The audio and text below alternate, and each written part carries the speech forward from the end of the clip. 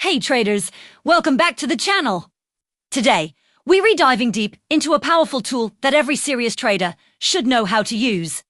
TWAP, or time-weighted average price. If you've ever struggled with executing large orders without moving the market against yourself, this video is for you. We'll break down what TWAP is, how it works, and most importantly, the number one mistake traders make when using it and exactly how you can avoid it. So, what is TWAP? Imagine you need to buy a huge amount of a stock. If you just place one massive market order, you'll likely cause a price spike and end up paying way more than you wanted. This is called market impact. The TWAP algorithm is designed to prevent this. It breaks your large order into smaller, bite-sized pieces and executes them at regular intervals throughout a specific time period you define. For example, instead of buying 10,000 shares all at once, a TWAP strategy might buy 100 shares every minute for 100 minutes. The goal is to make your trading activity look like random noise, blending in with the market's natural flow and getting you an execution price close to the average price over that period. This minimizes your footprint and helps you get a better, more predictable fill. Sounds pretty straightforward, right? Well, here's where things get tricky. And this leads us to the single biggest mistake I see traders make with TWAP. They set it and forget it. They input their total size, define a time window, say, from 10 a.m. to 2 p.m. and then just let the algorithm run on autopilot. This is a huge error. Why? Because the market isn't static. It doesn't move in a straight, predictable line.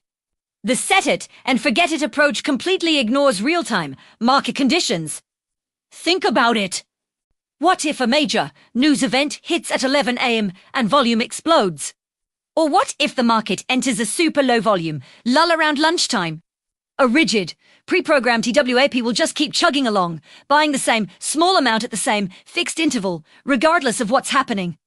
During a high-volume surge, your small orders are insignificant and you might miss a great opportunity to get filled.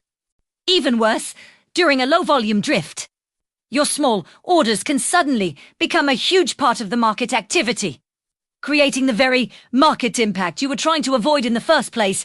You end up sticking out like a sore thumb. So, how do we fix this? The solution is to use TWAP dynamically. Think of it not as an automated robot, but as a sophisticated tool that you, the trader, actively manage. The key is to adapt your TWAP strategy based on real-time market volume. Most modern trading platforms allow you to do this. Instead of a simple time-based execution, you can use a volume participation strategy. This means you tell the algorithm to execute your order in line with the actual trading volume. So, when volume is high, your algorithm trades more aggressively. When volume dries up, it backs off. This makes your execution profile look natural and helps you blend in seamlessly. You can also manually adjust your TWAP parameters throughout the day.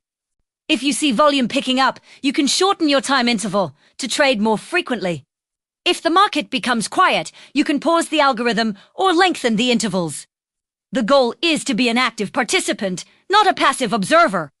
By constantly monitoring market conditions and adjusting your TWAP strategy accordingly, you shift from being a rigid, predictable player to a flexible, intelligent one.